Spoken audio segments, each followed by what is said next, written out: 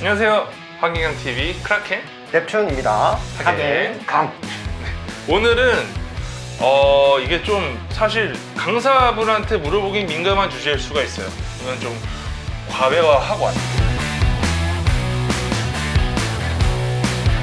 저도 과외를 꽤 많이 했죠. 아, 학원을 네. 하면서도 과외, 사실은 뭐 학원을 여기저기서 막 강의를 하는 건 쉽지 않지만 네. 학원에 적을 두고 과외를 하시는 선생님들도 꽤 많이 계십니다. 학원에 있는 학생을 몰래 이렇게 꽁쳐서 뒤에서 과외를 하는 그런 불순하신 분들도 물론 계시겠지만 그렇지 않고 그냥 그분의 역량이 있어서 뭐 아니면 학원이 이제 폐업되는 사례들도 있기 때문에 그래서 그 뒤로 이제 그 남아있는 학생들 과외하는 사례들도 많고요.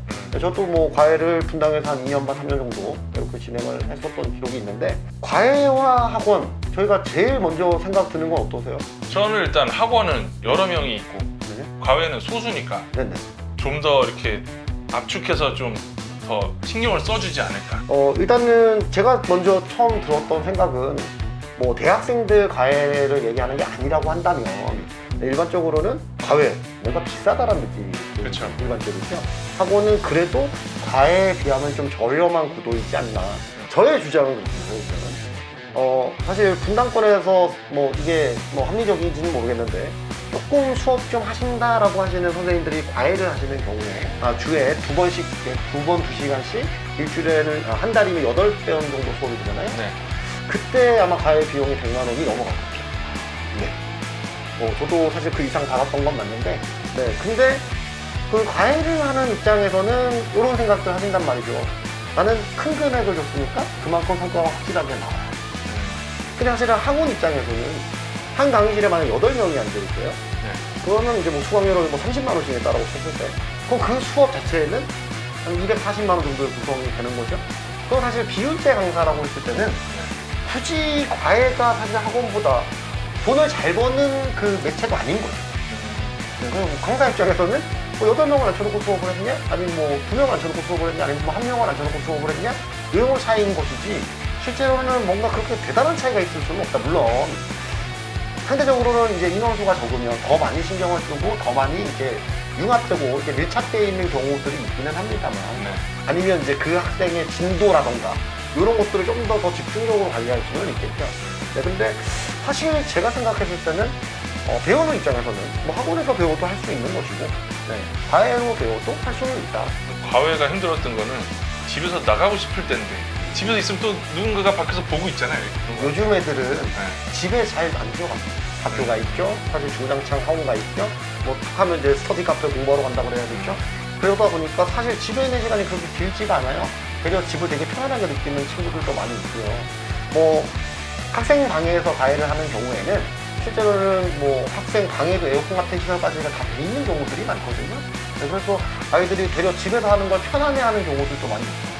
그러면 뭐 과외냐 학원이냐 할 게 아니라 어쨌든 그 학생의 약간 성향을 많이. 역량의 차이도 있고 성향의 차이도 있고 이렇게 판단이 되네요. 과외는 사실 대학생들이 많이 하는 걸로 알고 있잖아요. 그 대학생들 과외와 이렇게 좀 더 오래 하신 선생님의 과외는 어떤 게 그렇게 다를까요? 이런 차이가 있다고 저는 생각이 되는 게, 대학생들은 사실 가르치는 데는 전문가들은 아니잖아요. 아무리 명문대학을 다니는 학생이라고 하더라도 네. 본인이 문제를 푸는 역량은 충분하게 있었으니까 좋은 대학을 갔겠죠.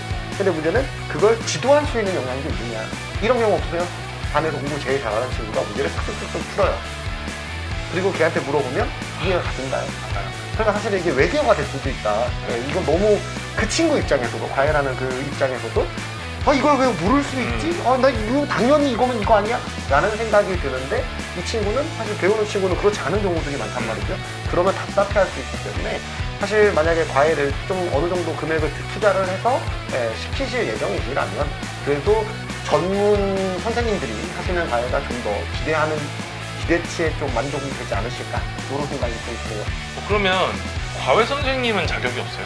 일단은 과외하시는 분들도 교육청에다가 신고를 하고 과외를 하셔야 되는 것으로 알고 있거든요. 결국에는 사실 국세청에서는 수입으로 보기 때문에 사실 신고를 하고 나서 일정하게 세금을 내는 게 옳죠.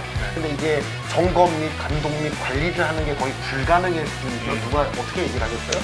과외를 하는 사람하고 받는 사람밖에 없는데, 그렇기 때문에 사실은 뭐 그렇게 신고가 원활하게 이루어지지는 않는다. 저희가 이제 보통 학원, 또 특수, 그거 말고 과외방이라고 하는 또 시설이 있거든요. 네. 네, 그런 경우도 실제로는 신고를 하고 정해진 그 주택, 오피스텔은 안 되고 뭐 아파트는 되고 이런 식의 되게 까다로운 조건들이 있습니다. 네, 그런 것들이 진행이 됐을 때만 사실은 허가를 내주는 건데 이런 것도 사실은 뭐 문 닫아놓고 하면 티가 잘 안 나기 때문에 그런 식으로 진행하시는 분들도 대단히 많이 있다라는 걸로 알고 있습니다. 그런 게 있어서 기생충이라는 영화가 나올 수가 있었죠. 그런가요? 그럼 오늘은 과외와 학원에 대해서 알아봤고요. 네, 다음에 또 좋은 주제로 찾아뵙겠습니다. 감사합니다.